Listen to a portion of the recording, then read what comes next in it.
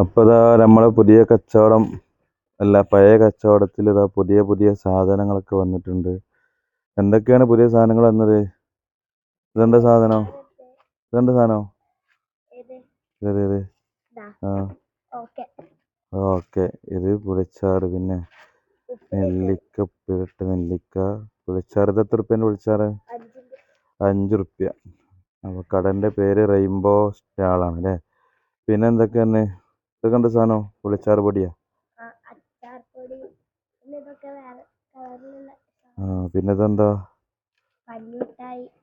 കഞ്ഞിമുട്ടായി ഉണ്ട്. പിന്നെ ഇതെന്താ സാധനം? നെല്ലിമുട്ടായി, പിന്നെ പമ്പരം ഇതൊക്കെ ഉണ്ട് അല്ലേ. അപ്പോൾ കുറേ പുതിയ മുട്ടായികളൊക്കെ വന്നിട്ടുണ്ട്. കച്ചവടം ഇങ്ങനെ വിപുലപ്പെടുന്നുണ്ട്. അപ്പോൾ നമ്മളെ കുട്ടികൾ സ്കൂളില്ലാത്ത ദിവസങ്ങളിൽ നടത്തുന്ന കച്ചവടമാണിത്. നമ്മളെ വീട്ടിലെ അയൽവക്കത്തുള്ള കുട്ടികളൊക്കെ.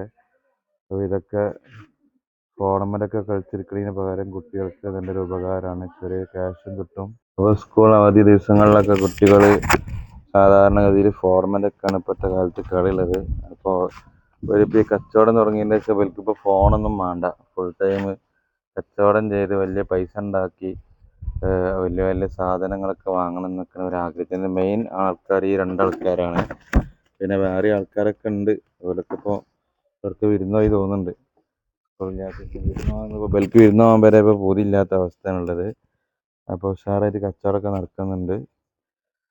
അപ്പോൾ ഇങ്ങനത്തെ നല്ല നല്ല കാര്യങ്ങളൊക്കെ കുട്ടികൾ ഇനിയും ഒരുപാട് ചെയ്യാൻ ഇതൊക്കെ പ്രചോദനമാവട്ടെ.